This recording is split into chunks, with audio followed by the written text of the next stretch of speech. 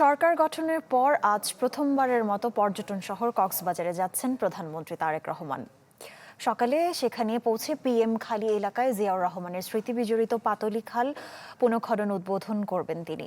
এছাড়া সারাদিনের কর্মসূচির মধ্যে রয়েছে ডুল হাজারায় বৃক্ষরোপণ উদ্বোধন, যাবেন জুলাই আন্দোলনে শহীদ ওয়াসিম আকরামের বাড়িতে। এছাড়া মাতামুহুরী উপজেলা ও পেকুয়া পৌরসভার ভিত্তিপ্রস্তর স্থাপন করবেন প্রধানমন্ত্রী। বিকেলে চকরিয়ায় যোগ দেবেন জনসভায়। তার এই সফর ঘিরে জেলায় নেওয়া হয়েছে ব্যাপক প্রস্তুতি।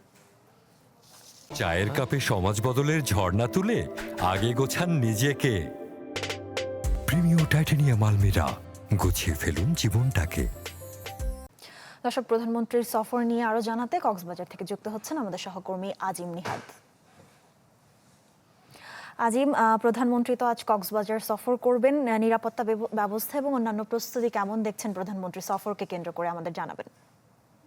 প্রধানমন্ত্রী সকাল 9টার দিকে কক্সবাজার বিমানবন্দরে অবতরণ করার কথা রয়েছে। সেখান থেকে আমি বর্তমানে যেখানটায় আছি সেখানে আসার কথা রয়েছে এবং এই যে আমার পাশে যে খালটি দেখতে পাচ্ছেন সেই খালটি তিনি এটি পুনর্খনন কাজের উদ্বোধন করবেন এবং এখান থেকে এটি শেষ করার পরে এই ঠিক খালের দক্ষিণ পাশে একটি জনসভার আয়োজন করা হয়েছে। ইতিমধ্যে সেখানে লোকজন আসতে শুরু করেছে এবং আমরা সকাল থেকেই দেখতে পাচ্ছি বিভিন্ন জায়গা থেকে লোকজন আসছে। তবে তারা আসলে নানা ধরনের দুর্ভোগের শিকার হচ্ছেন, কারণ সকাল থেকেই একদম মুষলধারে বৃষ্টি হচ্ছে, যে কারণে যে পরিমাণ লোকজন ইতিমধ্যে আসার কথা সেই পরিমাণ লোকজন কিন্তু আসতে পারেনি। যদিও ইতিমধ্যেই দেখা যাচ্ছে যে মঞ্চের সামনে যে চেয়ারগুলো বসানো রয়েছে অধিকাংশ ফাঁকা থাকলেও কিছু কিছু লোকজন বিভিন্ন জায়গা থেকে ছুটে আসছেন তাদের প্রিয় নেতাকে দেখার জন্য, প্রধানমন্ত্রীকে দেখার জন্য। আমরা এখানে সকাল থেকেই দেখতে পাচ্ছি যে নিরাপত্তা ব্যবস্থা ব্যাপক হারে নেওয়া হয়েছে। ইতিমধ্যে বিজিবি, র্যাব এবং সেনাবাহিনীর ডগ স্কোয়াড এসে তারা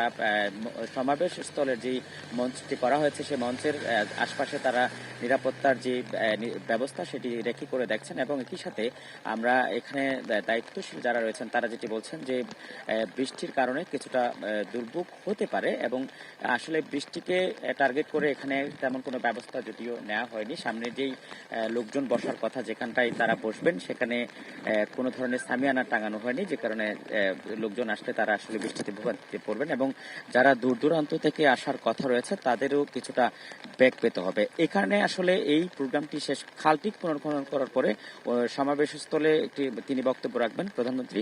এই বক্তব্য রাখার পরে তিনি এখান থেকে যে ডোলহাজারা সাফারি পার্ক রয়েছে সেখানে যাবেন। সেখানে গাছের চারা রোপণের মাধ্যমে সারা দেশে যে বৃক্ষরোপণের অভিযান সেই বৃক্ষরোপণ অভিযান তিনি উদ্বোধন করবেন এবং সেটি শেষ করার পরে চট্টগ্রামে জুলাই আন্দোলনে নিহত শহীদ ওয়াসিম আকরামের বাসায় যাবেন এবং সেখান থেকে তার কবর জিয়ারত করবেন। কবর জিয়ারত শেষে পরিবারের সাথে কথা বলার পরে আমরা যেটি জেনেছি যে নবগঠিত পেকুয়া পৌরসভা এবং নবগঠিত যেই উপজেলাটি মাতামুহুরী উপজেলাটি রয়েছে সেই মাতামুহুরী উপজেলার ভিত্তিপ্রস্তর স্থাপন করবেন এবং সেটি করার পরে চকরিয়ায় একটি জনসভা ডাকা হয়েছে, সেই জনসভায় তিনি অংশগ্রহণ করবেন এবং সেখানে জনসভায় বক্তব্য রাখার পরে আমরা যেটি জেনেছি তিনি সরাসরি কক্সবাজারের যে মেরিন ড্রাইভ রয়েছে সেই মেরিন ড্রাইভের কিছুক্ষণ সময় তিনি সেখানে অতিবাহিত করবেন। এরপর কক্সবাজারে একটি সুধী সমাবেশের আয়োজন করা হয়েছে, সেখানে বক্তব্য রাখার পরে রাত 9টার দিকে প্রধানমন্ত্রী ঢাকায় ফেরত যাওয়ার কথা রয়েছে। এই ছিল আমার কাছে এখান থেকে সর্বশেষ।